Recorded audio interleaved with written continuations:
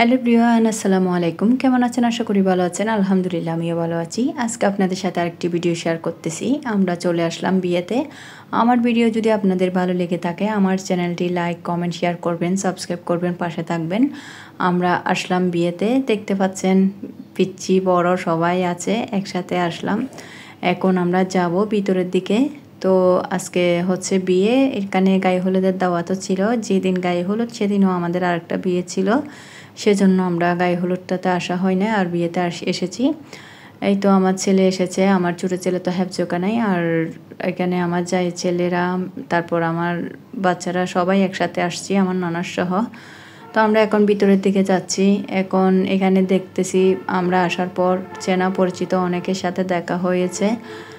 এই তো, আর ইদানিং দেখা যাচ্ছে প্রতিদিনেই দাওয়াত, আর রবি, সোম, মঙ্গল 3 দিনেই দাওয়াত ছিল। গায়ে হলুদ, বিয়ে, পরপর দাওয়াত দাওয়াত দাওয়াত। আসলে প্রতিদিন বিয়ে বাড়ির খাবার এগুলো খেতে খেতে খারাপ লাগে। এই তো দেখতে পাচ্ছেন বরের জন্য স্টেজ সাজানো হয়েছে, আর আমার মেয়ে এখানে বসে আছে।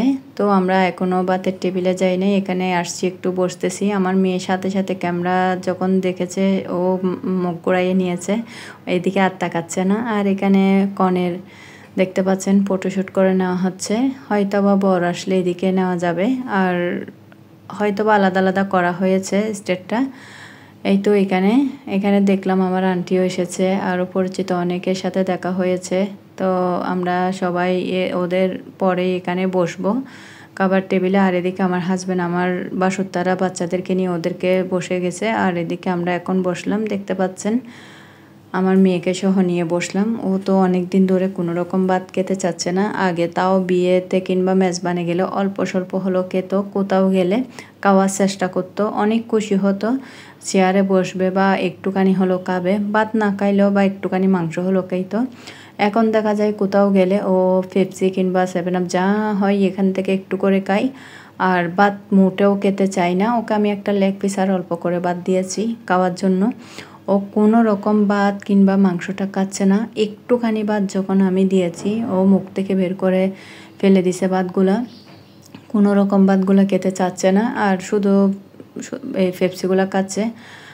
এই তো এখানে দেখতে পাচ্ছেন আমি অল্প করে ভাত নিয়েছি, খাবারটা খেয়ে নিচ্ছি। আর এখানে অনেক খাবার করেছে, এখানে গরু মাংস বোনা করেছে, তারপর মুরগির রোস্ট করা হয়েছে, ডিম, চিংড়ি মাছ, কোরমা, খাবারের পরে আবার জর্দা রাইস ছিল, খাবার অনেক করা হয়েছে।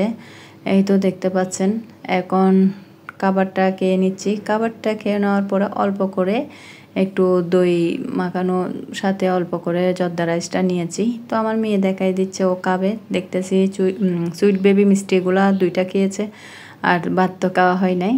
এই তো এখানে কনের সাথে সবাই একটু একটু করে ফটোশ্যুট করে নিচ্ছে, ছোট বড় সবাই। তো আমাদেরকে এখানে ওঠার জন্য বলতেছে, ছবি ওঠানোর জন্য। তো আপা বলতেছে আমরা আসলে উঠি নাই। তো অনেকক্ষণ বলার পরে আমরা করি নাই, আমরা চলে যাব সেটা বলতেছি।